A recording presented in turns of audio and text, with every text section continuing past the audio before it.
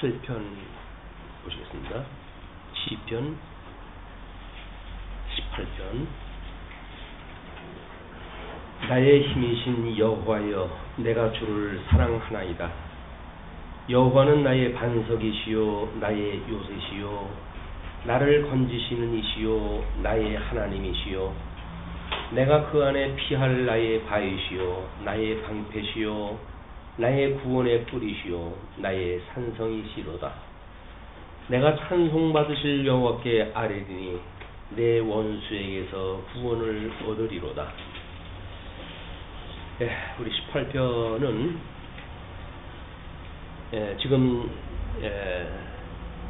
환난에 대한 간구시 가운데 그 기뻐하심을 입은 자의 간구시라고 하는 한쪽 가로 3번의 마지막 부분입니다. 사무엘하 22장과 내용이 유사하기 때문에 교대나 역사적 배경을 사무엘하 11장서부터 24장까지의 전체적인 그 개론을 왼쪽에다 소개를 갖다 해드렸고, 오른쪽에는 22장의 다윗 왕의 찬송에 대한 내용을 소개를 빨간 글씨로 해드렸어요. 그런 역사적 배경을 우리가 확인을 해보고, 그리고 이제 우리 시편의 그 내용을 한번 확인을 해보겠습니다. 시편 그 머리글에는 우리 여호와의 종 다윗의 시, 그리고 인도자를 따라 부르는 노래, 그리고 여호와께서 다윗을 그 모든 원수들의 손에서와 사울의 손에서 건져 주신 날에 다윗이 이 노래의 말로 여호와께 아뢰어 가로되, 이런 그 머리글이 있어요. 이거는 이미 역사적 배경에 대한 거는 시편 본문에서 다 소개가 되어져 있습니다. 그러니까 아마 거기 도표를 해가지고는 구원의 서정을 소개를 해드렸지만, 역사적으로 보게 되면 물론 다윗은 이 창건, 이 선민국가의 창건 시대에 이제 있었던 인물이죠. 그러나 이제 사울 왕이 먼저 즉위가 되어졌고, 그리고 이 베냐민 지파의 왕이 나올 수가 없기 때문에 하나님께서는 유다 지파의 다윗을 들어가지고 좀 왕을 삼는 이런 그 과정 중에 이 거짓 왕으로부터 끊임없는 공격을 받고 있는 아마 이 다윗의 어려운 그런 그 지경들, 우리 역사서를 통해서 매우 익숙한 그런 그 장면들입니다. 그런 내용이 우리가 충분히 이해가 되어져야 우리 예수님 오실 적에도 마찬가지죠. 예수님이 오셨을 때에, 이때에 예수님 오셨을 때에 소위 메시아로 자처하는 자들은 지금 나름대로 그 사내들인 공예를 통해 가지고 있었던 구성원들로 좀 소개가 되어집니다. 그래서 대제사장이라든지 또는 서기관이라든지 또는 장로라든지 이렇게 가지고 70여 명이 예수님 오셨을 당시에 로마의 치하에 있으면서 나름대로 그리스도의 삼직을 수행했던 자들인데, 이 그리스도의 삼직이 얼마나 왜곡되어졌는지를 예수님이 오셔가지고 조목조목 이제 이거를 비판하시고 성경대로 잘못되어졌던 걸 이야기를 하고, 주님께서 부르셨던 제자들에게 이들의 이 누룩을 조심하도록 이렇게 경고를 갖다 하십니다. 누룩이라고 하는 것은 끊임없이 본질을 왜곡시키는 그런 그 식품이기 때문에 이 누룩을 경고하는 거예요. 경계하라는 거예요. 그래서 거짓자인데도 불구하고 거짓자인 줄 모르고 자기네들이 정상인 줄로 아는, 어떻게 보면 뒤집혀져 있는 세상입니다.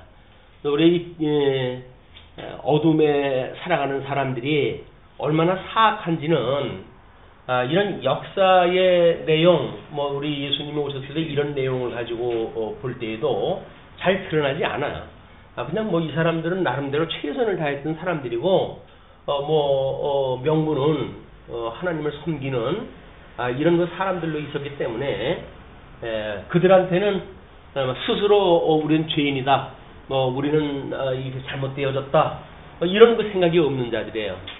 우리 지난 시간에도 공부를 했다 했지만 애통하는 마음도 없고 심령이 부해가지고 이 한 세상 살아가는데 참 좋은 세상 내가 만났다.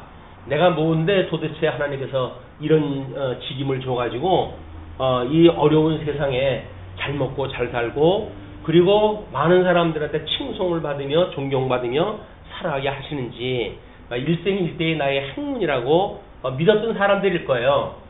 그러나 예수님이 오셔가지고 물론 그 세례요한도 마찬가지지만 독사의 자식들이라고 정죄를 갖다 하고 그래서 심지어 세례요한은 세례를 받으러 오는 그 자들에게도 누가 너희들을 세례를 받도록 했느냐 라고 해가지고 그들을 이제 실문을 갖다 하게 되어집니다. 그런데 물론 힘없는 자가 그런 그 이야기를 갖다 했을 때 이 자들은 그 이야기를 제대로 알아듣지 못하죠. 그러니까 어떻게든 제거하는 데에 앞장을 서지 거기에 무릎을 꿇고 나는 죄인으로서이다 라고 하는 자기 정체성을 들여다볼 수가 없어요. 이게 이제 이 사람들한테 있는 불행입니다. 지금 그리스도 안에 살아가는 성도들도 마찬가지죠. 나름대로 예수를 믿고 우리가 구원을 받았기 때문에 우리는 죄에 대해서는 자유를 입었다 라고 해가지고 자유를 구가하는 사람들이 과연 그 자유가 진리 안에서의 자유인지 또는 주를 위한 자유인지 아니면 자기의 어떤 육체의 소욕을 추구하기 위한 자유인지 이거는 본인도 몰라요. 본인도 모르니까 그걸 정당하다고 생각하고 살아가지요. 그러나 우리 하나님의 말씀을 우리가 들었을 때 그 어떤 것도 하나 드러나지 않는 것이 없기 때문에 말씀 안에서 빛이 조명이 됐을 때 어두움이 그 실체가 드러나게 마련이죠. 지금 이제 사울이 그런 왕으로 해가지고 제법 이웃하고 전쟁에서도 승리를 했다 하고 백성들이 그를 추대했을 뿐만 아니라 지금도 그 사울의 모든 용맹스러움이라든가 이런 것들을 존경하는 사람들이 이제 따르고 있었던 그런 것이기 때문에 전쟁에서 사지에 몰렸던 그런 사울을 다윗이 골리앗 장군을 물리침으로 해가지고 반전의 역사를 통해 가지고 승리케 했는데도 불구하고 사울은 그 다윗을 수차례 죽이려고 시도를 다 하게 되어집니다. 그러니까 우리는 힘 있는 자가 힘 없는 자를 죽이려고 하는 그 시대에 이걸 우리가 정글의 법칙이니 이런 걸로 해서 설명을 다 하지만 끝없이 갑질을 갖다 하는 이런 그 시대라고 하는 그거는 이것이 어둠의 문화라고 하는 걸 우리가 볼 수가 있습니다. 어둠의 문화다. 우리가 정말 가진 것이 하나님의 은혜라고 한다면 그 은혜를 인하여서 하나님의 나라, 하나님의 영광을 우리가 노래 갖다 해야 되는데 가지고 있는 힘을 가지고 자기가 갑질을 갖다 한다는 거예요. 어떤 사람의 글에 보니까 공작새의 그 아름다운 외모는 아주 유명하지요. 그런데 그 공작새를 사육을 하기 위해서 만약에 이제 잡아다가 자연 그런 그 삶이 아니라 사육장에서 사육을 하게 되면 그것처럼 몹쓸 증심이 없답니다. 왜냐면 이제 그 소리도 괴팍스럽고 그 고약스럽고 그리고 이제 그 날개짓이라든지 이런 거는 하나님께서 생육하고 번성하게 하시기 위해서 주셨던 그래서 맹수로부터 자기를 위장시키기 위한 하나님의 은사로 주신 거거든요. 그런데 그거를 모든 동물이 마찬가지지만 저주받은 그런 세상 속에 마찬가지지만 그거를 자기의 자랑거리로 삼아가지고 1년에 하루에 2차례나 이렇게 깃을 갖다가 펴 보이잖아요. 사람들한테 박수 받고 이렇게 하는 것이 자기 본연의 삶인 걸로 착각을 하는 거예요. 그냥 짐승들도 그럴진데 인간이 오죽하겠습니까? 그냥 하나님 앞에 우리가 어떠한 그 피조물인지 어떠한 존재인지라고는 정체성이 확인되지 않으면 언제든지 가지고 있는 그 힘은 자기를 위해 쓸 수밖에 없어요. 그냥 하나님께서 다윗처럼 아무것도 없게끔 만들어가지고 오직 주만 바라보도록 하나님께서 섭리하시는 이것이 은혜를 입은 자입니다. 우리는 있어가지고 복이 아니에요. 오히려 없는 것이 복입니다. 있음으로 해가지고 우리는 그거를 더 지켜야 되고 더 늘려야 되고 하는 것 때문에 뭐 다른 사람들 앞에서 가치려다고 그런 거 아니겠어요?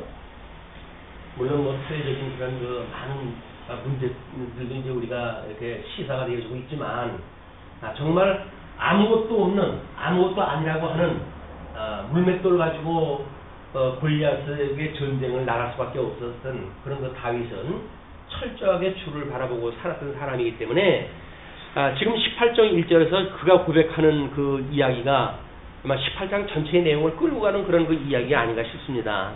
나의 힘이신 여호와여 내가 주를 사랑하나이다. 다윗이 가지고 있는 그런 것은 아무것도 없어요. 다윗이 가지고 있는 이 힘이라고 하는 그거는 하나님께로부터 공급받는 일이기 때문에 원래 다윗의 것이 아니에요. 하나님께서 이 힘을 주시는 분이라고 믿어졌을 때 그 다윗은 나의 힘이신 여호와여 이렇게 불러요. 여호와 뭐 만사 만물을 창조하시고 그리고 언약을 하시고 그 언약을 이루어하시는 여호와. 뭐 다윗은 끊임없는 그 율법을 묵상을 하면서 뭐 율법을 묵상했다는 이야기는 구약 성경에 대한 전반에 대한 우리 다윗이 있었을 적에만 하더라도 적어도 모세오경은 완성되어질 때니까 그런 내용을 통해 가지고 다윗의 이 모세의 언약이 어떻게 이 선민국가를 이루어가는 그런 그 기초가 되어지고 근본적인 언약이 되어지고 라고 하는 걸 가장 잘 알고 있었던 것이 다윗이죠. 그냥 다윗은 사울에게 맞서가지고 힘으로 공격하지 않습니다. 오히려 사울을 제압할 수 있는 그런 조건을 주신데도 불구하고 하나님께서 기름 부음 받은 자를 나의 손으로 해칠 수가 없다. 그러니까 자기의 손을 지킨단 말이에요. 자기의 손을 지키는 자, 이것이 이제 노래 중에도 나오지만 오직 모든 것을 원수를 주께 맡기고 자기의 이 본연의 삶을 살아가는 이런 그 다윗의 삶을 우리가 보지요. 그거는 목수의 아들로 가장 가난한 자의 모습으로 오셨던 예수 그리스도에 대한 예표적인 사건이기도 합니다.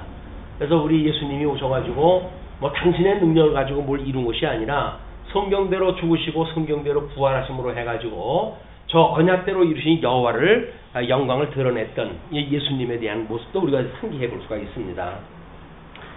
나의 힘이신 여호와여 라고 했을 때 뭐 다윗만큼 파란만장한 우리가 어떤 삶을 우리들이 개인적인 경험으로 사실 어렵습니다. 그런데 간접 경험으로 했을 때 다윗의 그 경험을 봤을 때 다윗이 그런 위기 때마다 그런 그 위기 때만도 나의 힘이 되신 여호와여 라고 했던 이 힘의 근원이 주님께 있다는 거죠. 우리는 조금만 인생이 신학적으로 접근하다 해가지고 자유의지가 없느니 이런 이야기를 하게 되면 눈에 쌍심지를 치고 덤벼드는 이유가 뭡니까? 이 힘이 자기한테 있다는 거예요. 의지가 자기한테 있다는 거예요. 그러니까 그런 사람들은 하나님의 은혜를 원천적으로 부인하는 사람들입니다. 그래가지고 인간의 분노를 주장을 하고 인간의 의지를 피력을 하고 그렇게 해가지고 자기가 뭘 했다라고 하는 자기 공로를 주장하는 이런 말 못할 그런 그 일들이 만들어지고 그래서 우리 하나님의 절대 주권을 이야기함으로 해가지고 인간의 어떤 의지가 없음을 우리가 피력하고 창세전서부터 만사가 언약되어진 대로 지금 예정되어진 대로 하나님의 뜻대로 이루어지는 거다라고 하게 되면 우리가 로봇이냐 뭐냐 이렇게 이야기를 하는데 왜 로봇보다 오히려 뭐가 낫습니까? 로봇이라고 한다면 오히려 입력되어져 있는 정보대로 움직이려도 하죠. 인간은 사악해서 그러지도 못해요. 그러니까 로봇만도 못한 것입니다. 이 인생이라는 게 타락한 인생은. 그런데 우리 다윗은 나의 힘이 되시는 여호와여 이렇게 이제 이야기한다는 것이 우리들이 봤을 때 끊임없이 나한테 주어지는 모든 어떤 숨쉴 힘조차도 주님께서 주신다고 믿어져야 우리가 우리 심령의 위로를 갖다 받게 되어지지. 숨은 내가 쉬고 건강관리 내가 다 하고 그래서 주님께서는 어려운 거 풀 수 없는 것만 주세요 라고 말하는 건 원천적으로 처음부터 잘못되어진 시작이에요. 우리는 모든 우리들의 힘이 여호와한테 있다. 근데 우리는 나한테 뭐가 조금만 힘만 주어지게 되면 그걸 가지고 갑질을 갖다 하잖아요. 우리가 끊임없이 갑질을 갖다 하려고 그런다. 이것이 여호와를 불신하는 이 타락한 우리 인생이 가지고 있는 악성이다. 이렇게 보시면 되죠. 예, 우리가 예수님이 시험을 받았을 때 사단이 나에게 절하면 천하만국을 너한테 다 줄게 라고 하는 건 어마어마한 사건처럼 보이잖아요. 근데 그게 어마어마한 사건이 아니에요. 끊임없이 여기서 어둠의 권세가 주장을 갖다 하는 것처럼 가지고 있는 걸 가지고 갑질하는 것이 결국 거기서 절하는 거예요. 그러니까 우리는 누구를 우리의 왕으로 섬기느냐에 대한 그 문제는 끊임없이 거짓 왕 사단을 왕으로 섬기고 있는 거예요. 우리가 이게 하나님으로부터 나한테 모든 힘이 왔어요. 나의 호흡을 주장하시는 분이 우리 여호와요 라고 진솔한 고백이 있기 전에는 우리는 뭔가 힘을 줄 수 있다라고 하는 사회적 모든 여건을 우리 스스로 그 사단을 우리의 주님으로 섬기고 살아간단 말이에요. 그러면서 기도할 적에는 나의 여호와여 나의 주님이여 라고 말하게 되면 하나님께서 말로만 그럴 거 아니겠어요. 한동거지 하나하나는 자기 있는 힘 가지고 모든 세상 갖다 주물럭거리면서 나의 하나님은 나의 하나님은 우리 힘이 이게 하나님께로부터 왔다라고 하는 걸 인정하지 않은 한 우리는 끊임없이 뭐가 여유만 있고 틈만 있으면 그걸 뚫고 나가서 뭘 하려고 애를 쓴다. 오죽하면 예수님이 오셨을 때 이 율법을 지키는 문제 마찬가지 아닙니까? 율법을 지키는 문제가 자기네들이 지킬 수 있다는 거 아니에요 지금? 그러니까 자기들이 지킬 수 있다고 하는 그 문제 때문에 예수님이 와가지고 이 율법을 온전케 한 거예요. 그래가지고 어디 그냥 머리카락 하나 빠져나온 구멍이 없도록 완전하게 이 어둠 속에다 집어넣어 놓고 내 은혜가 아니면 너희들은 절대 안 돼 라고 하는 걸 하나님께서 역설적으로 보여주는 거란 말이야. 그런데도 불구하고 내가 율법을 지키고 뭐를 지켜가지고 하나님 앞에 의가 되어진다고 그러니까 인간 말릴 수 없습니다. 인간 못 말려요. 하나님도 못 말리는데 이걸 누가 말립니까? 안 되는 거예요. 이거는 정말 하나님의 은혜로 해가지고 우리를 완전히 박살을 내가지고 내가 주 안에서 죽었다고 고백이 되어지는 한은 이건 이루어질 수가 없어요. 이 세례가 예수님 안에서 예수님과 함께 죽고 예수님과 함께 살았다고 하는 것이 세례라고 해서 신앙생활의 출발 아닙니까? 그게 나를 부인하는 것이 신앙생활의 출발인데 끊임없이 우리는 내 것 때문에 이 신앙생활을 망치고 있는 거예요. 물론 우리가 대의적으로 봤을 때 하나님께서 여전히 우리를 학습을 갖다 해가는 기회로 주신다고 한다면 얼마나 다행이겠어요. 그럼 그 이제 말씀을 듣고 깨달아져야 그것이 학습이 되지. 그게 옳다고 고집을 갖다 부리는 한 그건 그 속에서 영원히 사는 거야. 그 안에서 영원히 산다는 건 뭐예요? 역사적인 걸로 보게 되면 세상 끝날 완전히 영원한 사망으로의 심판에 대한 이야기란 말이에요. 근데 겁도 없어요. 사람들은 이 정도 막가자고 그러면 겁이 없어요. 심판은 무슨 심판? 이렇게 가지고 하나님을 믿지 않기 때문에 결국은 영원한 멸망이 이룰 수밖에 없다. 근데 하나님께서 파란만장한 그런 그 삶을 통해 가지고 다윗이 나름대로 사울의 이런 그 공격을 이제 다 물리치시고 하나님께서 그를 구원을 해냈다고 한다면 자기 아들의 반역이 다음에 기다리고 있겠지만 그래도 일단 어떤 창건의 기반을 이루는 그 일은 시작되어진 거 아닙니까? 참 팔자가 다 나가지고 아들놈 이 여자 저 여자 얻어가지고 아들들 나가지고 서로 그냥 갈등 관계 속에서 간음의 사건, 살인의 사건, 모반의 사건, 가정사의 비극이 총체적으로 이루어지고 있는데 참 이때만 해도 나의 힘이 되시는 여호와여라고 불렀던 다윗인데 어떻게 그 지경이 됐는지 그것도 또 이게 참 기가 막힌 일이에요. 다윗의 하나님의 은혜를 정말 영감이 뛰어난 다윗도 그러는데 예수님으로 인해 가지고 내가 예수님과 함께 죽고 예수님과 함께 살았어요 라고 해서 의롭게 칭함을 받았던 그런 그 성도들이 이게 견인에 이르기에까지의 성도들의 시련이라는 것이 오죽하겠습니까? 이게 우리는 끊임없이 우리가 경건하게 정말 깨어있지 않으면 언제 잡혀 죽는지도 모르고 잡혀 죽어요. 나의 힘이신 여호와여 내가 주를 사랑하나이다. 너무나 아름다운 그런 그 고백이에요. 나의 힘이신 여호와여 내가 주를 사랑하나이다. 그러면서 어떻게 힘이 되신 거를 갖다가 경험을 통해 가지고 이렇게 설명을 하죠. 여호와는 나의 반석이시요 나의 요새시요. 이 반석과 요새라고 하는 거는 몸을 숨길 수만 있는 것. 그냥 죽게로 가야 사울이 다윗을 못 찾지. 뭐 다윗이 이런 그 진짜 뭐 반석이나 요새에 숨었기 때문에 이게 구해진 게 아니라는 거예요. 왜? 나의 힘이 되시는 분이 여호와니까.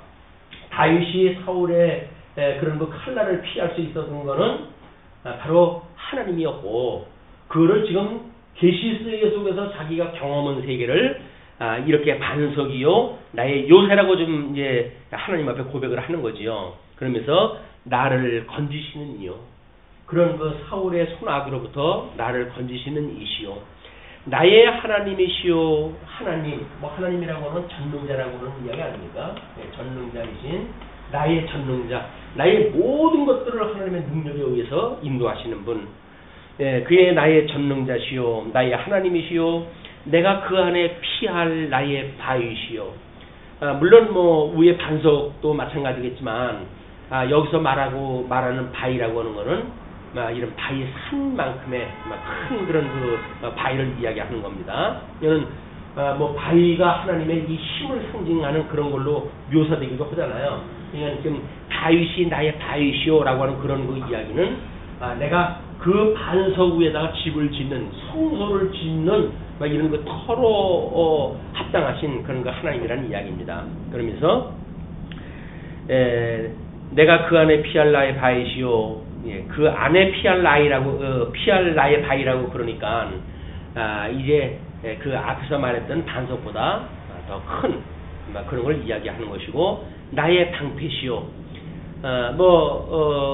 사울의 귀신 들릴 때마다 다윗이 이제 음악을 들려주면서 영을 이제 위로를 갖다 해주고 그랬는데, 이 귀신만 들리게 되면 이 다윗을 죽이려고 그러는 거예요. 이제 다윗을 죽이려고.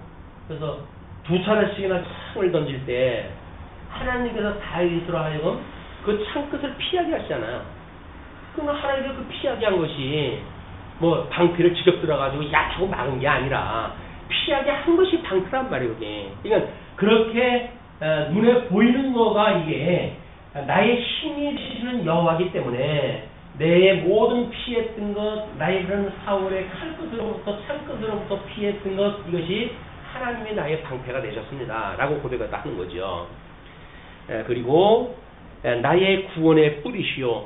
구원의 뿌리라고 하는 거는 우리가 권능, 권세 이런 걸 이야기를 하니까 모든 능력이 여호와에 있기 때문에 어둠의 권세까지도 하나님께서 다 장악을 하고 있기 때문에 그 어둠의 권세로부터 나를 구원하셨다는 이야기죠. 나의 산성이시로다. 이 산성이야말로 이 다윗성에 대한 그런 그 하나님의 이름을 두실 성전을 지을 그런 곳이죠. 그런 산성이십니다 라고 이야기를 하면서 내가 찬송받으실 여호와께, 찬송받으실 여호와, 지금 이런 여러 가지 자기의 삶에 대한 전체를 고백을 하면서 이런 일로 하여 찬송받으실 그 여호와께 아뢰겠습니다. 뭐를 갖다 아뢰입니까? 내 원수에게서 구원을 얻으리로다.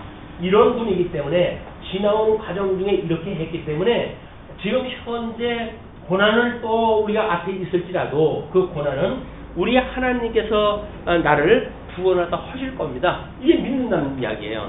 그러니까 복음에는 하나님의 의가 나타나서 믿음으로 믿음에 이르게 한다고 그러지 않았어요.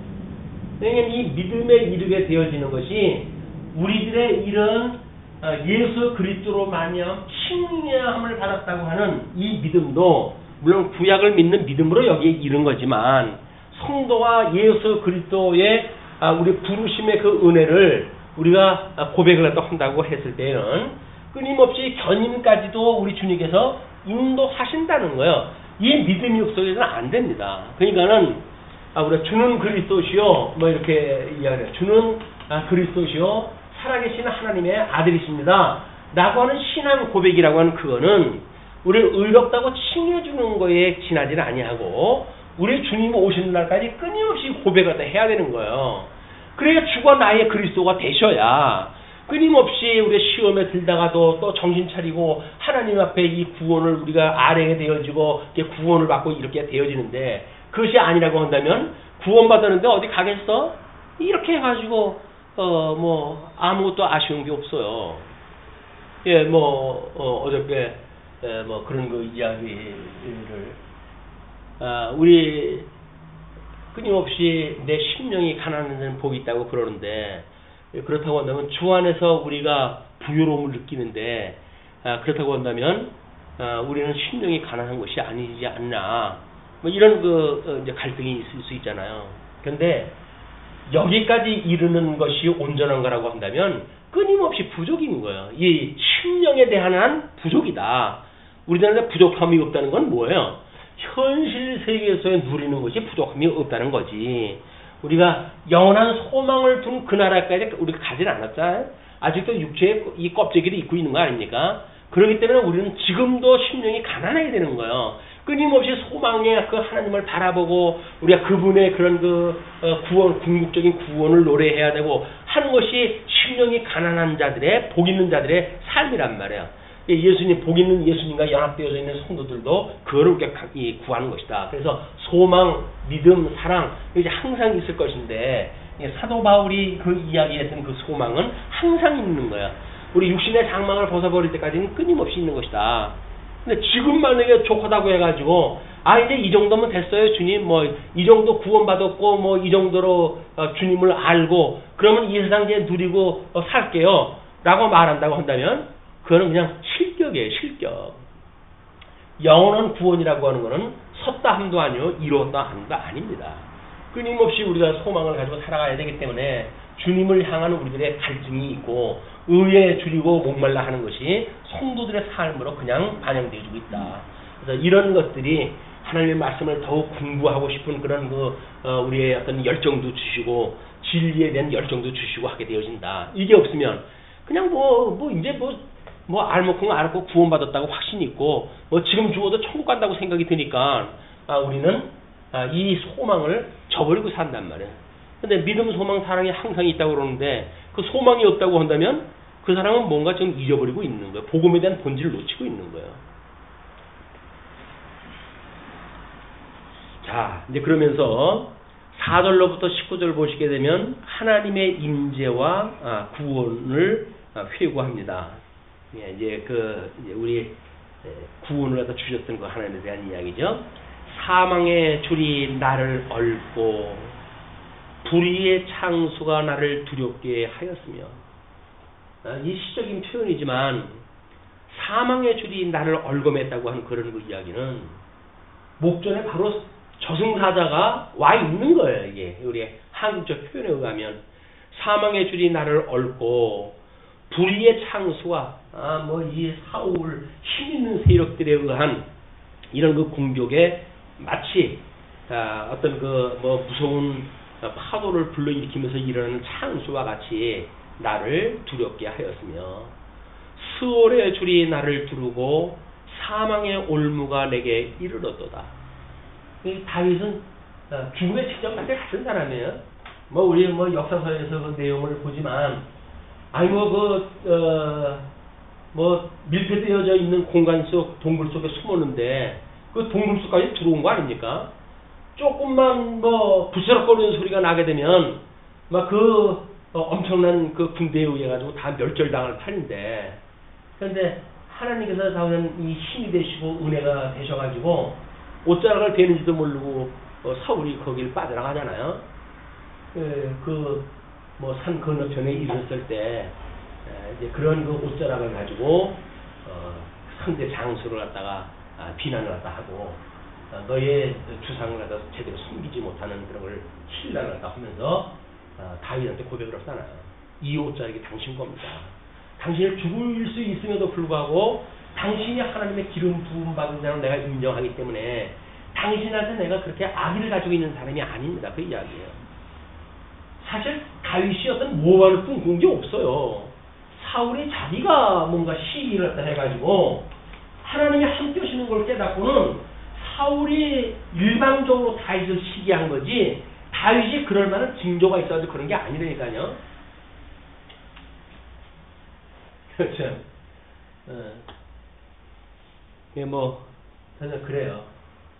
일방적으로, 그 시기에 의해 가지고, 오게 되어진 그 모습을, 지금 그 다윗은 스올의 줄이 나를 부르고, 음부의 그런 그 내려갈 줄이 나를 부르고, 사망의 올무가 내게 이르렀도다.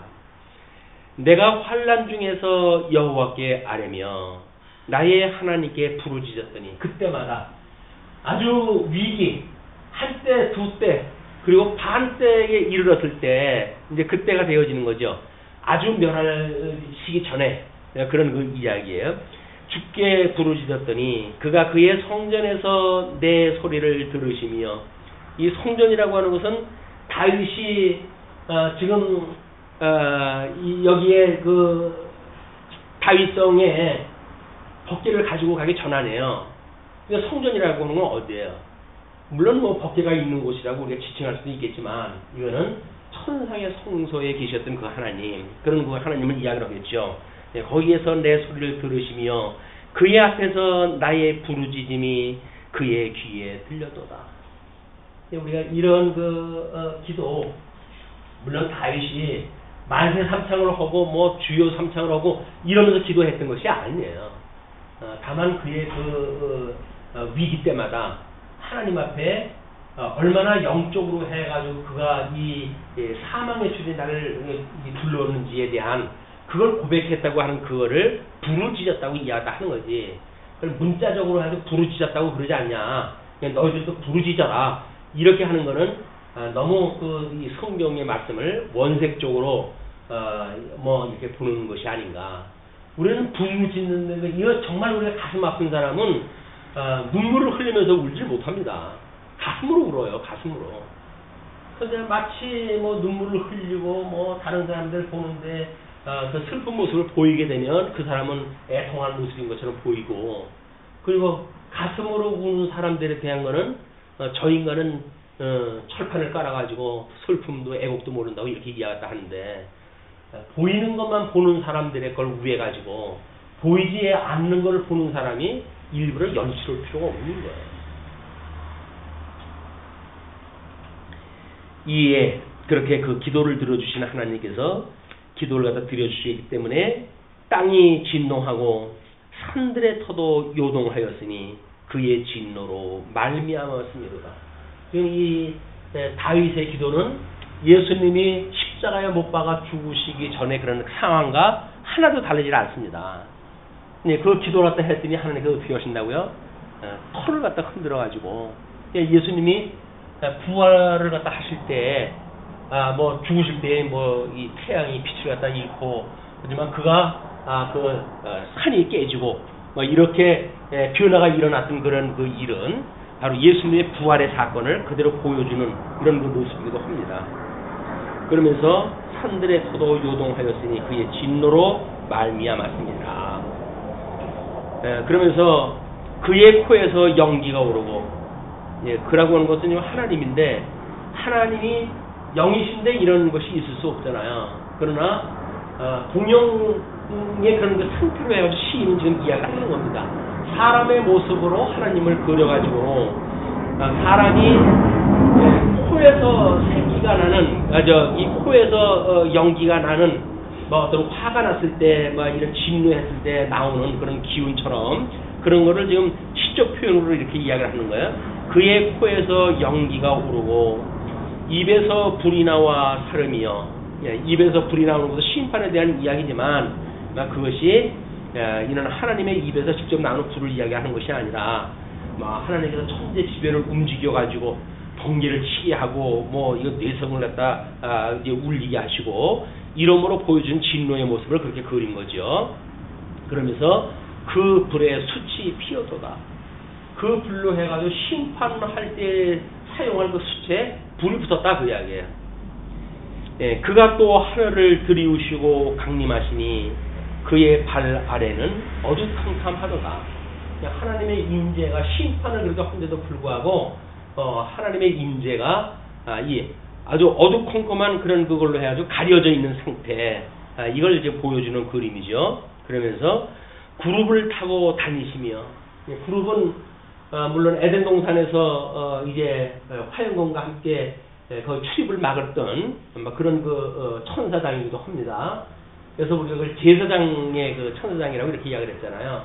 이 그룹이라고 하는 것이 성막 그림으로도 이제 그려지고, 그리고 우리 법궤 위에 시운소에 그런 그 천사로 이제 새겨져 있는 그런 그 천사장인데, 그 천사장을 하나님께서 직접 타고 다니신다는 이야기예요. 그러니까 직접 타고 다닌다는 이야기는 뭐 하나님이 구원받을 그런 그 일들에 대한 거를 직접 하나님께 주관하신다는 이야기죠. 요즘 그 만화 영화들처럼 무슨 큰 새를 타고 아바타가 이렇게 보여주는 사람을 타고 그 새를 해가지고 다음 어떤 그런 그 나무의 지하 세계를 갖다 이제 그리고 하는 영화들도 있잖아요. 그런 것이 아니라 하나님은 영이신 하나님이기 때문에 그걸 시적으로 지금 표현한 거다. 바람 날개를 타고 높이 솟아오르셨도다. 그가 흑암을 그의 숨기는 곳으로 삼으사 장막같이 자기를 두르게 하시며, 하나님께서 이스라엘 백성들한테 얼굴을 숨기신 일들, 우리가 왜 이 신앙생활을 갖다 해가면서 어떤 그 감동을 놓치게 되어지고 은혜를 놓치게 되어지고 그럴까요? 하나님께 떠나시는 거예요. 자기를 숨기시는 거예요. 이 말씀을 우리가 이 공부를 갖다 해도 그분이 보이질 않아요. 왜? 하나님 숨으셨다니까요. 너희들 미워서 내가 나 안 볼 거야. 떠나시는 거예요. 근데 우리는 그거에 아무렇지도 않잖아요. 아무렇지도 않아요. 근데 그것이 우리들이 정말 하나님의 말씀을 가지고 공부하고 우리가 얼마나 사악한 죄인이었는지, 그런 가운데 주님이 우리를 어떻게 구원하셨는지 이런 걸 깨닫는 어떤 말씀을 듣는 기회가 돼야 되는데, 그것이 하나님 나한테 간섭하면 좋지 간섭한다 그러면 맨날 시험이나 주고 어려운 일이나 주시고, 하나님 나한테 적당히 거리 주시고 살면 좋잖아요. 세상에 적당히 누려가면서 사니까. 이것이 견인에 이르도록까지 우리의 신앙생활을 하는 큰 함정이다.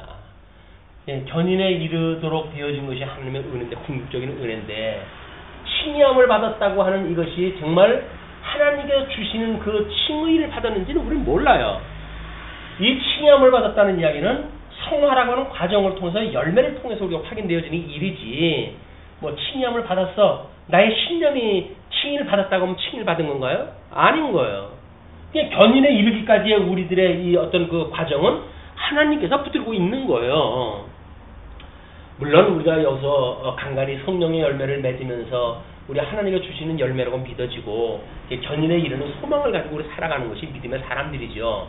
그러나 여기서 열매가 맺지 않으면서도 나는 구원을 받았어, 나는 하나님의 아들이야 라고 식은 소리가 하는 건 소용없어요. 이게 이런 걸 우리가 끊임없이 어떤 교의적 함정에 빠져가지고 하나님의 은혜, 이건 영원한 은혜 아닙니까? 영원한 은혜. 우리가 받았다는 은혜가 지금은 없을 수가 있냔 말이에요. 이런 것들이 우리가 경계해야 될 문제들이다. 그래서 그가 흑암을 그의 숨는 곳으로 삼으사 장막같이 자기를 두르게 하시며 곧 물의 흑암과 공중의 빽빽한 구름으로 그리 하시도다. 그 앞에 광채로 말미암아 빽빽한 구름이 지나며 우박과 숯불이 내리로다. 심판의 모습 아닙니까? 여호와께서 하늘에서 우레소리를 내시고 지존하신 이가 음성을 내시며 우박과 숯불을 내리시도다. 그의 화살을 날려 그들을 흩으시며, 그의 화살을 날려가지고 다윗의 대적자들을 다 흩으시며 많은 번개로 그들을 깨뜨리시도다. 하나님의 그 힘이 다윗의 대적자들을 하나님 다 그렇게 심판을 해주시고 멸했다는 이야기죠. 이럴 때에 여호와의 꾸지람과 콧김으로 말미암아 물밑이 드러나고 세상의 터가 나타났도다. 정말 아주 튼튼한 반석 위에 우리 집을 진 것 같지만 하나님의 이런 그 심판을 갖다 봤을 때 비로소 우리가 얼마나 허무한 모래 위에 집을 짓고 있는지 실체가 드러난다. 그가 높은 곳에서 손을 펴사 나를 붙잡아 주시며, 구원제 받았던 다윗을 높은 곳에서 손을 펴가지고 나를 붙잡아 주시며 많은 물에서 나를 건져내셨도다. 우리가 여기서 이 기도하는 것이나 지금 사울의 공격 앞에 다윗 기도하는 거나 똑같은 일이에요. 왜? 우리 지금 사단이 공격받고 있는 거 아닙니까? 여기서 사단이 공격을 하는 거예요. 사단이 공격을 하는 거기 때문에 여기서 나라의 구원을 갖다 우리가 노래한다는 이야기는 다윗의 심정을 가지고 구원의 노래를 갖다 하는 것이다. 물론 궁극적으로 예수님에 대한 그 구원에 대한 이야기지만 예수 안에 있는 성도들의 남은 고난에 대한 것도 같은 맥락으로 이해가 되어진다. 그래서 그 나를 강한 원수와 미워하는 자에게서 건지셨으며 그들은 나보다 힘이 세기 때문이로다. 세상에서 보는 힘으로 말하면 세요. 다윗이 자기가 가지고 있는 힘으로 보게 되면 사울이 세요. 그런데 다윗은 자기가 가지고 있는 힘을 의지한 것이 아니라 하나님의 힘을 의지했기 때문에 다윗의 힘은 하나님의 힘이었다. 그러니까 나의 힘이 되시는 여호와여 이렇게 이제 찬송을 했던 거 아닙니까? 그들이 나의 재앙의 날에 내게 이르렀으나 여호와께서 나의 의지가 되셨도다. 우리 걷다가 다리에 힘이 풀려가지고 주저앉게 되어지게 되면 사람들은 본능적으로 나뭇가지를 꺾어가지고 지팡이를 갖다 삼지요. 의지를 하는 거예요. 지팡이 의지를 갖다 하는 거야. 그러니까 우리가 하나님이 우리들의 의지가 되어준다는 이야기는 하나님이 나의 안내자가 되시고 나의 도움이 되시고 그리고 나의 인도자가 되시고 이렇게 되시는 분이라고 믿어지는 거예요. 이 나의 의지가 되어졌다. 나의 지팡이가 되어졌다. 그런 그 이야기죠. 나를 넓은 곳으로 인도하시고 나를 기뻐하심으로 나를 구원하셨도다. 넓은 곳으로 그 토굴 같은 데 숨었던 그 다윗을 하나님께서 이제 구원의 길로 사울을 멸하시고 그를 자유의 몸으로 인도하셨으니까 넓은 곳으로 인도하시고 나를 기뻐하심으로 나를 구원하셨도다. 여기까지가 이제 그 하나님의 임재의 구원을 회고했던 그런 내용인데 그 구원의 근거를 이제 20절서부터 27절까지 소개합니다. 그 구원의 근거를 보시게 되면 여호와께서 내 의를 따라 상 주시며, 그냥 하나님께서 상을 베푸실 때는 이 다윗의 의입니다. 다윗의 의라고 하는 건 뭐예요? 모든 힘이 여호와께 있다고 하는 다윗의 고백으로 미뤄 보았을 때 다윗이 말하는 이 의는 하나님께서 주신 의입니다. 그러니까 이것이 시각적으로 우리가 구별할까 한다면 칭의. 하나님께서 나를 기쁘게 여기심으로 그런 그 이야기죠. 그러므로 상 주시며 그 의를 따라 하나님께서 의롭다고 하시고 그렇고 또 그걸 따라서 나를 상을 주시고 내 손의 깨끗함을 따라 내게 갚으셨으니, 그냥 손이라고 하는 것은 이제 행위를 갖다가 말하는 건데 다윗이 하나님의 의로만 자기가 이 환난을 피했다고 이야기를 해가지고 사울한테 기회만 있으면 죽일 수 있으면 죽였다고 한다면 이런 고백을 할 수가 없는 거예요. 그런데 정말 나는 하나님께서 의롭다고 여겨주신 그 의를 믿는 사람입니다. 그렇기 때문에 그 의를 믿는 내가 하나님의 이 의를 기준으로 해가지고 이제 거룩을 이루어 가실 거 아닙니까? 그럼 이게 심판이란 말이에요. 구구에 갖다 하는 거니까. 심판을 갖다 하시는 거라고 한다면 나의 원수인 사울에 대한 것은 하나님께서 심판을 하실 거라고 믿고 내가 굳이 심판 안 하겠다는 이야기예요. 그걸 죽일 수 있는데도 안 죽여요. 그리고 그의 죽음을 갖다 알리러 왔던 그 전사들을 전부 몰두해 죽이지 않습니까?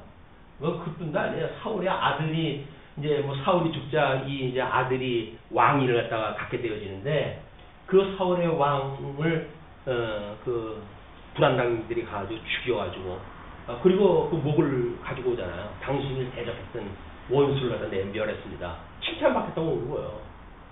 그런데 내가 사울의 죽은 소식을 알리는 자도 내가 남겨두질 않았는데 불의한 자가 의로운 자를 갖다 죽인 그걸 갖다 내가 놔둘 수 있느냐?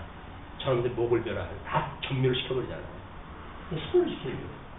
자기 원수임에도 불구하고 그걸 그렇게 해갈 수 있는 일이에요. 그러니까 손을 깨끗게 했다라고 하는 그런 그 이야기는 하나님의 심판자를 믿기 때문에 자기가 굳이 손을 갖다 피를 갖다 붙이지 않는다 그냥.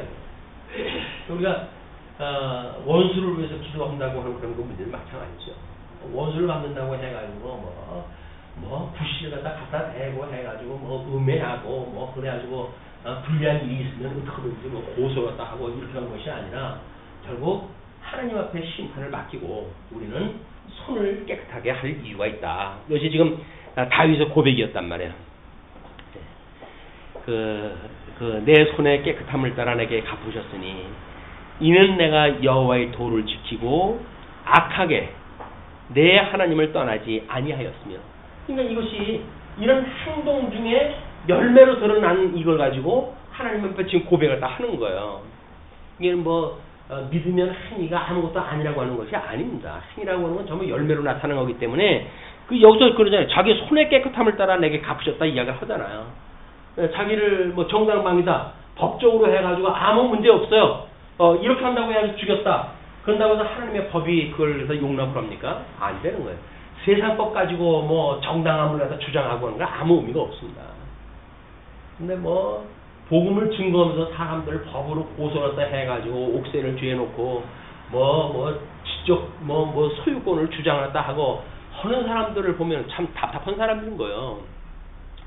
아니 하나님이 어떠한 분인가 그분을 전도를 자기 몸을 바쳐가지고 믿음의 선배들은 그 일을 갖다 했는데 겨우 그거 써놓은 어떤 그 문장 몇 개 인용을 갖다 했다 표절을 갖다 했다라고 해가지고 고소를 갖다 해가지고 그걸 집어넣으면 그 사람들이 하나님 믿는 사람들입니까?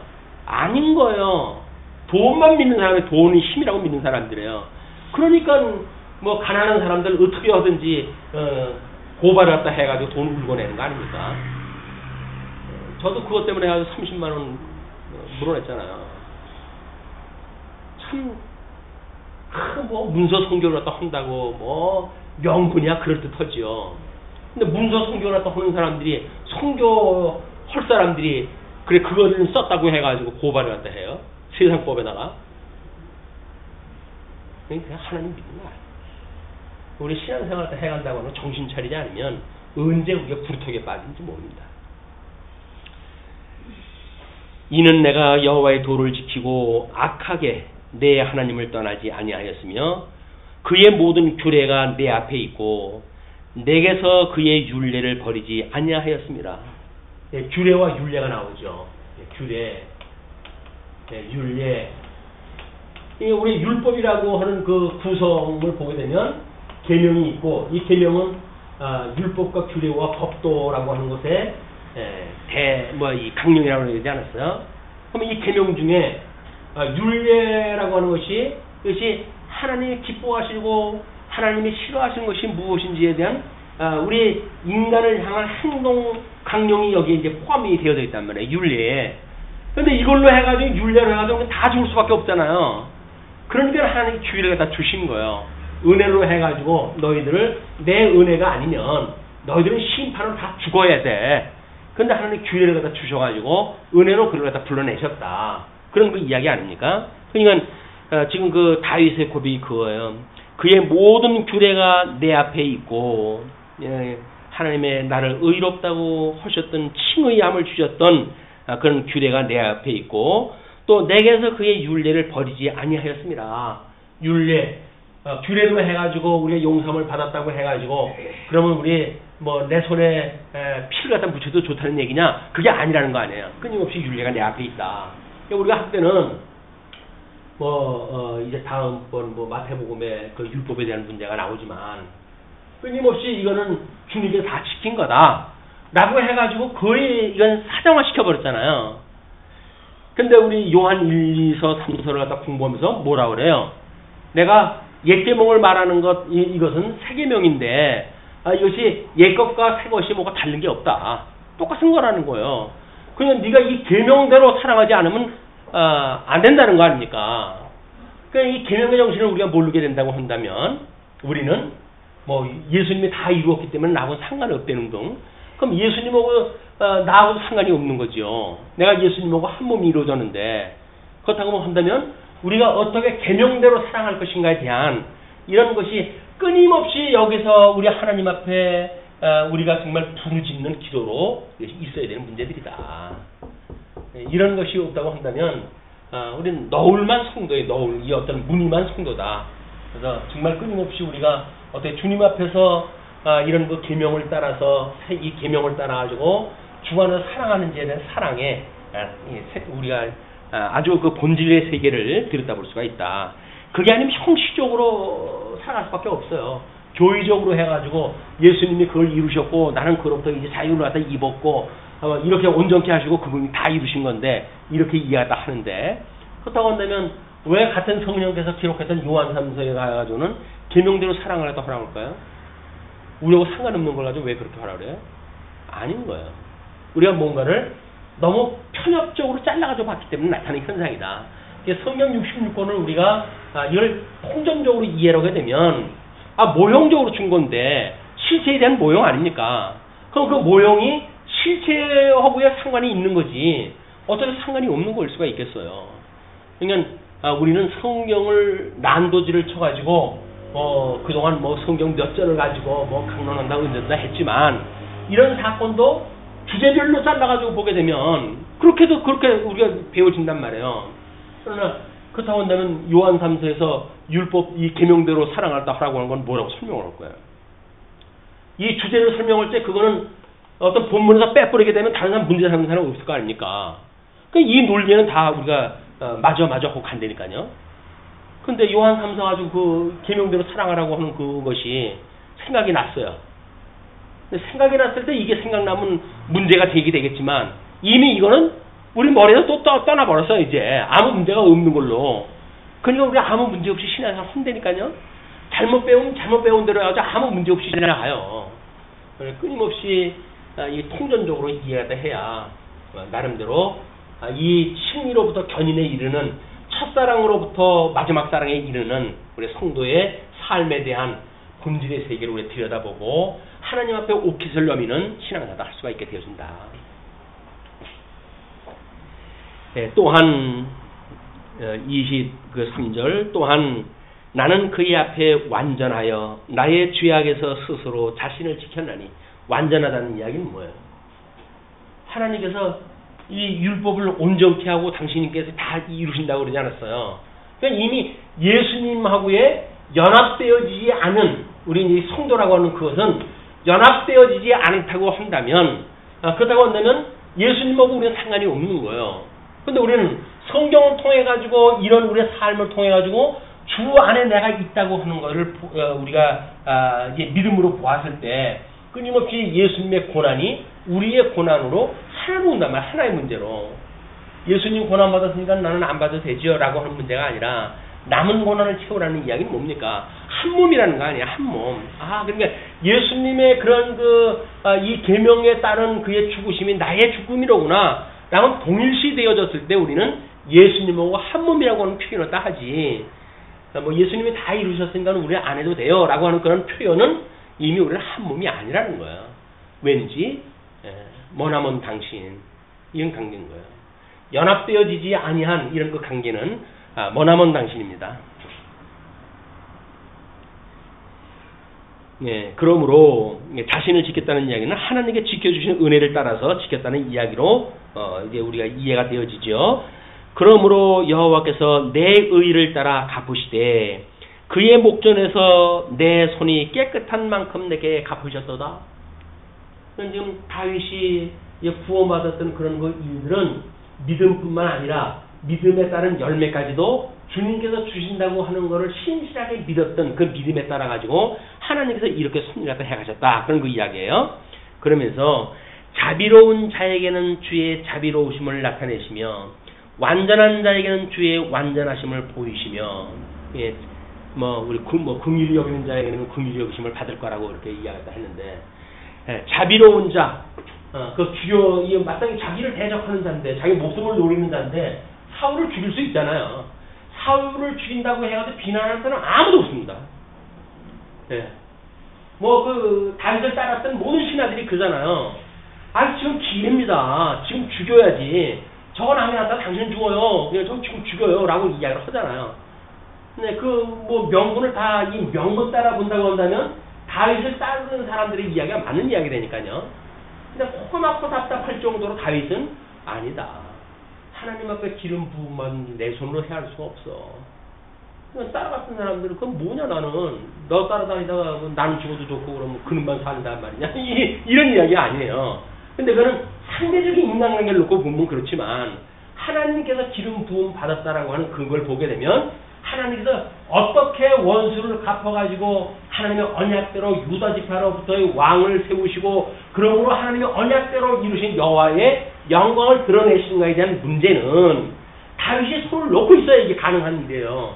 자기가 하게 되면 자기가 갱꽁신 되는 거죠. 창건 나오는데 내가 이만큼 했습니다. 이렇게 이거 헛소리 할 거 아닙니까? 하나님께서 그에게 은혜를 갖다 주셔가지고 완전히 모든 걸 부인하게 만들잖아요. 자기의 힘을 갖다 내세우질 않아요. 모든 걸 이루신 것이 주님께서 하셨습니다. 언약대로 이루셨다는 거예요. 언약대로. 뭐 우리가 언약대로 이루었다고 해가지고 때로는 허기 싫어가지고 그 말을 갖다가 쓸 수도 있죠. 그럼 할 수 있음에도 불구하고 안 했을 때 그것이 믿음으로 우리가 이 하나님을 여호와로 믿는 일이지 하기 싫어가지고 안 하면서 뭐 하나님이 언약대로 이루시는 분인데 라고 믿는 거는 자기 기만이에요. 또 똑같은 현상인데도 불구하고 하나는 거짓행위고 하나는 의로운 행위라니까요. 이건 누구도 몰라요. 자기만이 하나님 앞에서 성찰할 때 드러나는 문제다. 예, 깨끗한 자에게는 주의 깨끗하심을 보이시며 사악한 자에게는 주의 거스림을 보이시니 심판의 조건들이죠. 주께서 공고한 백성은 구원하시고 그렇게 궁핍하고 쫓겨다니고 도망치던 그런 그 백성들은 구원하시고 교만한 눈은 낮추시로다. 뭐 교만해가지고 뭐 다윗은 뭐 자기의 이건 뭐 한다 될 거 아니에요. 이거는 맘만 먹었다면 너 금방 죽어 라고 해서 군대를 풀어가지고 뭐 마치 개사냥을 또 하듯이 덤벼드는 거 아닙니까? 사울이 이런 그 사울의 사악한 거를 하나님께서 갚으셨다라고 하는 것이 좀 구원의 근거에다 쭉 제시를 했다 한 거예요. 그런데 28절부터 48절을 보시게 되면 구원의 신뢰를 이게 찬양을 했다 하잖아요. 28절 보십니다.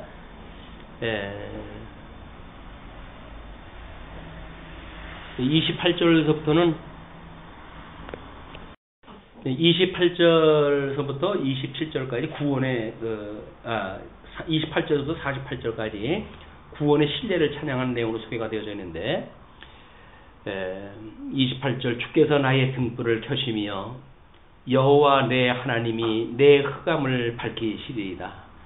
어둠캄캄한 정말 동굴 속에 숨었던 다윗의 심령으로 봤을 적에는 등불을 켜고 흑암을 밝히시는 그런 그 장면으로 넓은 곳으로 인도하셨던 그런 표현이 보입니다. 그러면서 내가 주를 의뢰하고 적군을 향해 달리며 나의 힘이 되시는 여호와여 내가 주를 의뢰하고 이 적군을 향해서 달리며 내 하나님을 의지하고 담을 뛰어넘나이다. 자기가 뭐 그런 그 담을 뛰어넘고 적군을 갖다 돌진을 해가지고 파하고 하는 그런 그 일들이 전부 하나님을 의뢰하고 의지하고 나타나는 그 일들이에요. 하나님의 손은 완전하고 여호와의 말씀은 순수하니 그는 자기에게 피하는 모든 자의 방패시로다. 이제 우리가 모든 세속적인 뭐 율법적인 또는 뭐 신비적인 이런 그 해 아래 잘못된 어둠의 문화로부터 자유로움을 입을 수 있는 사람들의 믿음의 일입니다. 예, 돈은 완전하고 여호와의 말씀은 순수하니 그것이 결국 우리 믿는 그 하나님을 믿는 믿음의 사람들이 누릴 수 있는 곳이다. 여호와 외에 누가 하나님이며 우리 하나님 외에 누가 반석이냐.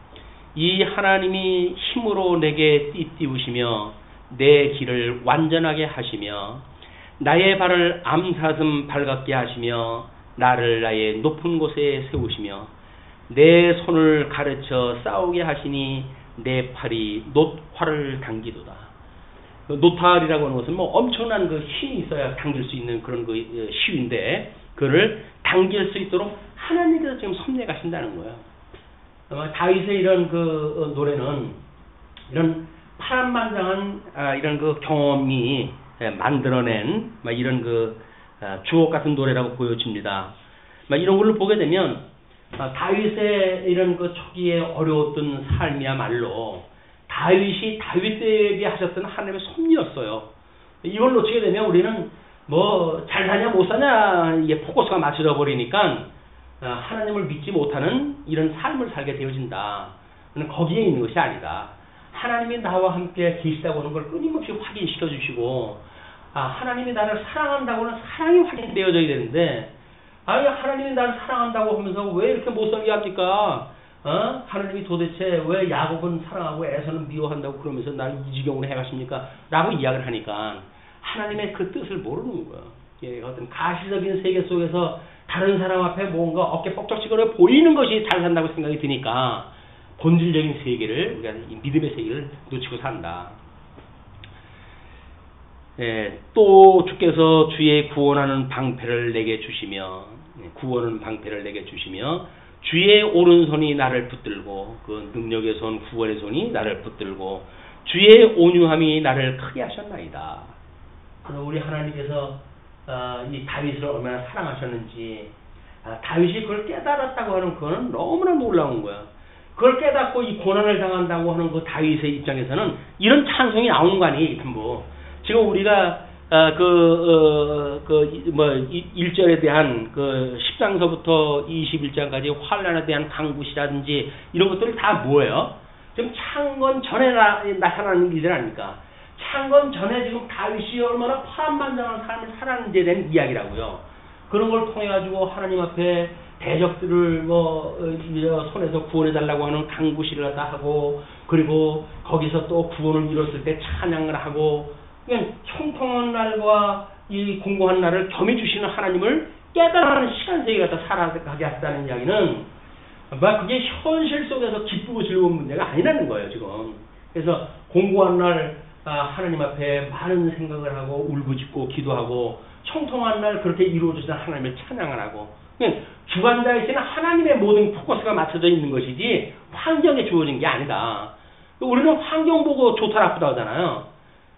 근데 다윗은 환경을 보고 좋다 나쁘다를 이야기를 하지 않냐고, 좋을 때나 나쁠 때나 그걸 섭리하시는 하나님을 보고 기뻐한단 말이야. 그것이 믿음의 사람이었던 다윗의 믿음의 행위였다. 눈에 보이는 세계에 연연히 빠져 있으면서 그렇게 되면 하나님을 가장해가지고 귀신이 나한테 잘하면 이거 줄게, 그렇다고 하면 우리 영혼까지도 판다니까요. 그리고 우리는 그 말을 들어요. 사단의 말을 들어요. 왜? 세상에 거 준다고 그러는데 못 들을 거 뭐 있어. 그것 때문에 내가 예수 믿는데. 이러면 이게 본질적으로 뭐가 왜곡되어진 거 아닙니까? 아닌 거예요. 우리는 세상에 이 마귀가 나한테 절하면 이거 줄게 한다고 해가지고 넙죽넙죽 절하는 게 아니잖아요. 예수님께서 사탄아 물러가라고 해서 내쫓아야지 그렇게 하는 게 아니다. 예, 하나님께서 우리를 온전한 그런 그 믿음을 붙들어 주신다고 한다면, 그렇게 했을 때 우리의 마음이 주께로 향하겠죠. 주여 저들이 나를 시험하나이다. 저 사망의 올무로부터 나를 구원해 주세요. 라고 이야기할 때 해야 되는데, 그걸 힘이 있다고 한다면 귀신을 갖다 내쫓는다고 해가지고 주먹질을 하거나, 능력이 없으면 거기다 절해가지고 물 좀 빌어먹고 산다거나 이런 게 아니다. 신앙생활이 그렇게 이게 세상에 어떤 사는 사람들의 이치처럼 추한 게 아니에요. 가장 고상한 것이다. 내 걸음을 넓게 하셨고 나를 실족하지 않게 하셨나이다. 걸음을 넓게 했을 때 실족하지 않을 수가 있겠죠. 보폭이 좁으면 그 올무 천원대를 넘을 수가 없어요. 거기 빠질 수밖에 없죠. 그러면서 내가 내 원수를 뒤쫓아 가리니 그들이 망하기 전에는 돌아서지 아니하리이다.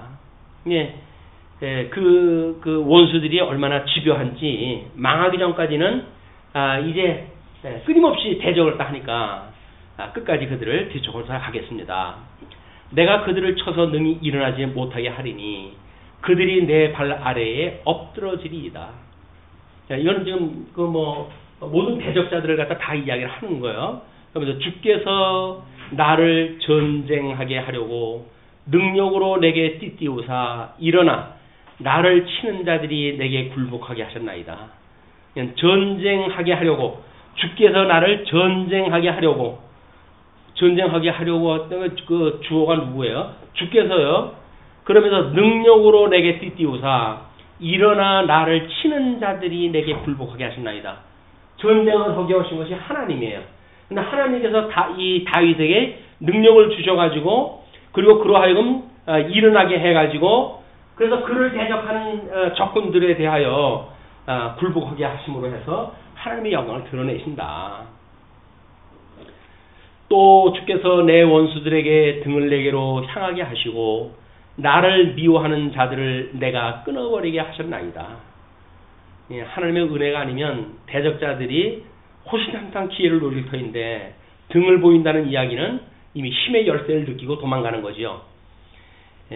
믿음의 사람들이 강구해야 될 것이 사단에게 절해가지고 그걸 얻어먹겠다고 하는 것이 아니라 끊임없이 원수들로 하여금 등을 내게 돌리게끔 해주십시오. 그래서 그 나로 마주보지 못하게끔 그렇게 해달라고 하는 것이 우리의 기도가 이제 내용이겠죠. 그러면서 그들이 부르짖으나 구원할 자가 없었고 여호와께서 부르짖어도 그들에게 대답하지 아니하셨나이다. 원래 하나님이 기뻐하시는 자들은 아니니까 하나님 그들의 기도 들어주실 이유가 없는 거죠. 그러면서 내가 그들을 바람 앞에 티끌같이 부서뜨리고 거리에 진흙같이 쏟아버렸나이다. 그들을 바람 앞에 티끌같이 부서뜨렸대요. 그리고 거리에 진흙같이 쏟아버렸나이다. 주께서 나를 백성의 다툼에서 건지시고 여러 민족의 으뜸으로 삼으셨으니 내가 알지 못하는 백성이 나를 섬기리이다. 그래서 선민국가의 왕으로 등장을 하면서 이제 그 일대에 나라를 조공까지 받는 주공국가로 해가지고 하나님이 세워주시는 이런 거를 하나님께 고백을 하는 거죠. 나를 섬길 것입니다. 그들이 내 소문을 들은 즉시로 내게 청종하며 이방인들이 내게 복종하리로다. 우리 예수님의 그런 사건하고 똑같은 겁니다. 예수님이 그렇게 됐을 때 이게 따라오게 되어지는 그런 그 모습도 그대로 보여주고, 그리고 예수님이 병 고치고 이 어둠의 권세를 이기시고 병을 고쳐준다고 하니까 온 수야 지역의 그 소문을 듣고 예수님한테 오지 않습니까? 이방인들도 함께 와주고 이제 구원을 받게 되는 이런 그 역사가 있게 되어질 거를 이야기를 하는데, 이거는 다윗의 자기의 주변의 이런 그 삶을 그대로 노래한 것이다. 근데 그걸 하나님께서 예수 그리스도에 대한 그런 그 구속 사건을 예표적으로 보여준 사건이기 때문에 그 상황이 똑같은 거예요. 여기서 성경대로 이루었다고 해서 성경 구절 같은 단어를 치게 되면 이게 나옵니다. 예수님에 대한 이제 그런 그 사건 중에 힘라고 이 원어 사전을 치게 되면 힘에 대한 것이 성경 66권에 전부 나와요. 그걸 한 구절 한 구절 끌어다가 무슨 여기다 전부 설명을 해야 되고 하는 것이 얼마나 지치는 일이에요. 이런 구조적인 걸 가지고 우리가 이해하겠다 했을 때, 주님께서는 이렇게 구약대로 이루심으로 당신이 그리스도인 증거하시는구나. 이렇게 우리 깨닫게 해야 되는데, 성경 구절 수십 개를 끌어다가 무슨 성경대로 설명하는 것 같잖아요. 왜 성경 가지고 이야기를 하니까. 그래서 똑같은 단어만 가게 되면 창세부터 요한계시록에까지 성경 구절 줄줄줄줄줄 외워가면서 이걸 설명하다 해요. 성경대로 한다 그래요. 성경대로 하는 게 아니에요. 성경을 가지고 하는 거지. 성경대로 한다는 이야기는 예수님이 성경대로 죽으셨다 그랬잖아요. 그 이야기는 구약 성경 전체에서 예수님이 돌아가시는 걸 구조적으로 지금 설명을 하는 건데, 겨우 성경 구절을 하나를 끌어다가 이걸 이야기하려니까 예수님을 설명하는 방식이 너무 애처롭다. 구약 성경 우리는 이런 구조를 갖다 보고 설명을 하게 되면 사사건건이 다 예수님에 대한 이야기인데, 이걸 이제 우리 요 말미에 그 사무엘 하의 역사적 배경을 한번 비교를 해보는 걸로 가름을 할까 합니다. 그러면서 그 45절에 이방 자손들이 쇠잔하여 그 견고한 곳에서 떨며 나오리로다. 여호와는 살아계신 하나님, 이게 이제 우리들한테 늘 강권이에요. 여호와는 살아계시니 나의 반석을 찬송하며 내 구원의 하나님을 높일지로다. 내 구원의 하나님을 높일지로다. 하나님이 영광 계시를 위해서 섭리하다 하시는 거니까요. 지음을 받았던 인간은 어떻게든지 자기 일상에 뭐가 유익이 되려고 하나님을 끌어내리니까 이게 잘못되어진 신앙생활이 돼버리고 마는 거죠. 인생의 제일 된 근본 목적이 무엇이냐 라고 했을 때 하나님을 영화롭게 하는 거라니까. 인생 사는 목적이 하나님을 영화롭게 하는 거예요. 하나님을 영화롭게 하기보다는 자기가 기준이 돼가지고 자기가 대접을 받겠다고 그러니까 그냥 끊임없이 여기서 우리는 하나님을 왜곡하는 그런 신앙생활을 하게 되어진다. 여호와는 살아계시니 나의 반석을 찬송하며 내 구원의 하나님을 높일지로다. 이 하나님이 나를 위하여 보복해 주시고 그런 그 구원의 하나님, 찬송받으실 그 하나님이 나를 위하여 보복해 주시고 심판하시는 거 다 그분께서 해 주신대요. 민족들이 내게 복종하게 해 주시도다. 그 모든 민족이 다윗에게 복종하도록 하나님께서 인도해 주신다. 그러면서 48절 주께서 나를 내 원수에게서 구조하시니 주께서 나를 대적하는 자들의 위에 나를 높이 드시고 나를 포악한 자에게서 건지시나이다. 모든 나의 구원이 하나님께 있습니다. 예수님도 그거를 믿고 결국 십자가에 못 박아 죽으심을 당하게 되죠. 하나님의 이 구약의 역사가 성경대로 살리는 역사가 없다고 한다면 어떻게 돌아가시겠어요? 그러나 성경대로 죽으시고 성경대로 살았던 예수님은 구약의 모든 우리 예수님에 대해서 이야기했던 율법과 선지의 이야기가 전부 죽고 살아나는 부활의 역사이기 때문에 내가 다시 살아난다고 하는, 나를 다시 살리신다고 하는, 무덤에 나를 머물게 하시지 않는다고 하는, 나의 뼈를 꺾지 못하게 하신다고 하는 이런 것들이 다 믿어지기 때문에 기꺼이 십자가의 못을 박아 죽임을 당하시는 것이 예수님의 십자가의 사건이었다. 그런데 우리가 그분을 믿는 성도예요. 한 몸이 됐다고 그래요. 근데 그분이 그런 죽음을 불사하고 그런 그 믿음을 살았는데, 그 함께 있는 성도들한테 그걸 믿는 게 성도 아닌가요? 근데 우리는 그런 건 너무 무서워요. 난 싫어요. 적당히 거리도 가지고 하나님 나 사랑하면서 소리만 들으면 겁나요. 뭐가지고 우리 조금 좀 객관적인 거리를 둡시다. 사랑하신다고는 구원의 사랑은 이야기를 하고, 현실 속에서는 적당히 하나님과 날 그냥 내 세상에 건 누리게끔 좀 눈 좀 감아 주십시오. 인생의 본질을 모르게 되면 사단이 휘두르는 거예요. 종 노릇을 하는 거예요. 내 영혼까지 팔아가지고 내가 살이다. 어떻게 잠깐 왔다 갔던 인생인데 어떻게든지 여기서 해야 될 거 아니겠어요. 이번에 사고 쳤던 살인범에 대한 이야기를 하는데 그런 이야기를 하더라고요. 그 사람한테는 이렇게 하는 행동을 보게 되면 보통 범죄인들은 어떻게든지 형량을 줄이려고 애를 쓴대요. 반성하는 빛을 보인다든가 이렇게 하는데 걔한테는 그게 없대요. 오히려 어떨 건데 형량에 전혀 상관은 쓰는 게 아니에요.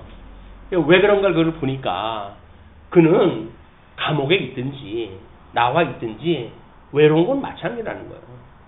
십몇 년 동안 감옥에 들어가는데 가족이 뭐고 그 사람 찾아왔던 사람이 한 번도 없었다는 거 아닙니까? 그냥 천상이 고한 거예요. 나와서는 마찬가지죠. 돌아보면 전부 자기를 갖다가 공격하는 자처럼 보이고, 그러니까 여기서 그러고 사나, 감옥 쏘가지고 그냥 사나, 외로운 인생 살아가는 건데, 그래가지고 그런 심리적으로 해가지고 전혀 형량을 줄이고 싶은 마음이 없는 사람처럼 보인다. 이런 이야기를 하더라고요. 근데 우리가 이 감옥 같은 지옥에서 지금 자유를 누리고 살잖아요. 근데 여기서 만약에 우리가 소망하는 세계가 별반 재미없는 세계라고 한다면 굳이 못하러 그쪽으로 가려고 그래요. 여기가 좋은데 여기 살라고 그러지. 감옥을 가겠다고 하는 그 사람의 문제가 아니라 예수님을 믿는다고 하면서 세상에 우리가 휩쓸려 사는 우리들의 모습 보고 똑같다니까요. 우리는 여기서 하나님 앞에 구원받고 싶은 마음 없어요. 그냥 여기서 누리고 살고 싶다니까요.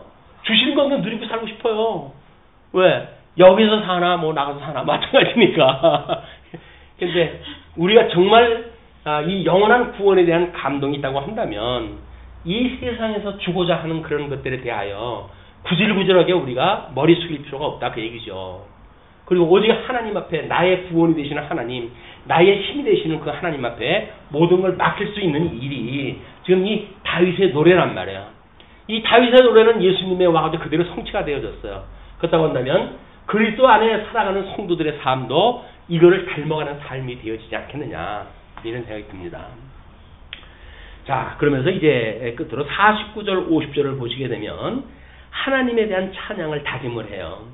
여호와여, 이러므로 앞에서 이렇게 이야기했던 것처럼 이러므로 내가 이방 나라들 중에서 주께 감사하며 주의 이름을 찬송하리이다. 우리 이제 왕 중에 왕이 됐어요, 다윗이. 그러면 뭐 그 이웃 국가들이 전부 조공을 바칠 정도의 명실상부 하나님께 사랑받는 그런 그 왕이 됐던 다윗이 이방 나라들 중에서 주께 감사하며 주의 이름을 찬송하겠습니다. 아브라함에게 언약했던 것이 그것이 아닙니까? 열국의 아비가 되어진다고 하셨던 그 언약이 다윗에 와가지고 드디어 열국의 아비가 되어진 거예요. 뭐 특자만 선민국가의 그런 왕이 되어진 것이 아니라 모든 열국의 그 열방의 그 왕이 되어졌다. 그러면서 여호와께서 그 왕에게 큰 구원을 주시며 기름 부음 받은 자에게 인자를 베푸시며 영원토록 다윗과 그 후손에게로다. 다윗이 사울, 기름 부음 받은 사울에 대하여 왜 그렇게 칠 떨고 그 죽이는 거를 말했을까? 다른 사람들이 칼을 쥐어주고 그냥 찔르셔요. 내가 도와줄 테니까 당신은 붙들고만 있어요. 라고 할 정도 아니겠어요. 그런데 굳이 싫다는 거예요. 그래서 굳이 싫다는 거예요. 왜 그렇게 그걸 마다했을까? 그것이 아마 여기에 답이 있지 않을까 싶어요. 기름 부음 받은 자에게 인자를 베푸시며 내가 어떤 실수가 있어도 다른 자가 내가 기름 부음 받은 자를 우습게 여긴다고 한다면 그 자들이 또 나를 갖다 우습게 여기고 그럴 거 아닙니까? 내가 그 나를 갖다 죽이려고 하는 대적이었지만 주께 기름 부음 받은 자를 내 손으로 심판하지 아니하므로 나의 모든 심판도 주에게만 맡기고 싶습니다. 세상 사람들의 그 얼간이 같은 인간들한테 나의 심판을 맡기고 싶지 않습니다. 이것이 고고한 다윗의 믿음의 고백이 아니었을까. 여호와께서 그 왕에게 큰 구원을 주시며 기름 부음 받은 자에게 인자를 베푸시며 영원토록 다윗과 그 후손에게로다. 자, 그러면 이제 거기 우리 교재의 뒷부분을 보시게 되면 그 역사적 배경으로 해가지고 11장서부터 19장 8절까지 왕가의 타락과 비극이라고 하는 것으로 이제 한쪽 가로 2번으로 소개가 됐어요. 우리 통속 성경 개론의 구조가. 그리고 한쪽 가로 3번으로 해가지고 선민국가의 회복과 보호라고 하는 것으로 소개가 되어져 있고, 거기에 양쪽 가로 첫 번째가 선민국가의 회복에 대한 내용이었었는데 다윗 왕의 황궁의 사건이 소개가 돼요. 19장 8절서부터 43절까지 다윗 왕이 황궁을 합니다.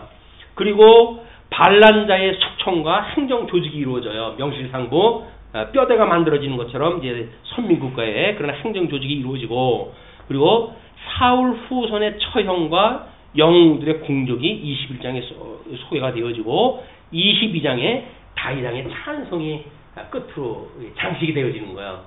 그 22장에 이어가지고 이제 양쪽 가로 2번으로 해가지고는 선민국가의 보호라고 하는 것이 23장, 24장 소개가 되어지는데, 그 한쪽 가로 동그라미 4번에 다윗 왕의 찬송에 대한 것이 오른쪽 빨간 글씨로 해가지고 다윗 왕의 찬송 항목으로 해가지고 따로 소개를 했어요.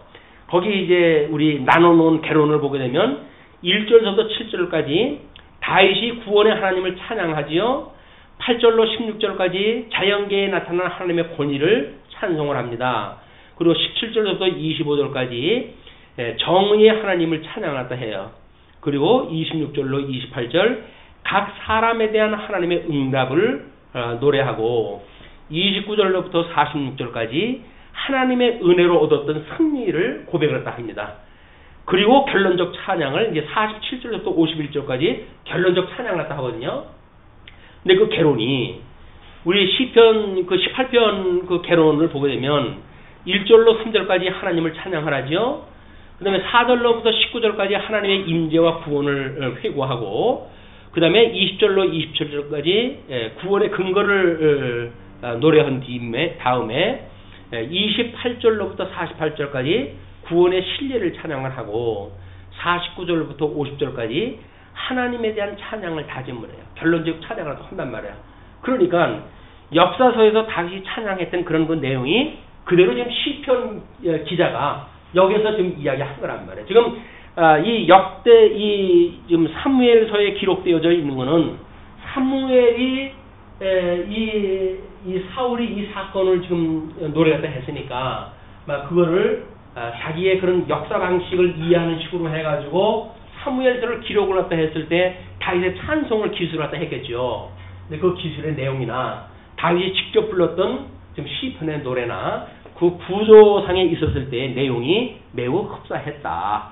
이런 걸 우리가 볼 수가 있습니다. 그래서 역사적 배경이 이런 시가서의 배경으로 그대로 와져 있었고, 그것은 우리 예수님이 말씀하셨던 것처럼 시편, 율법과 선지가 곧 나에 대해 증가한 것이다.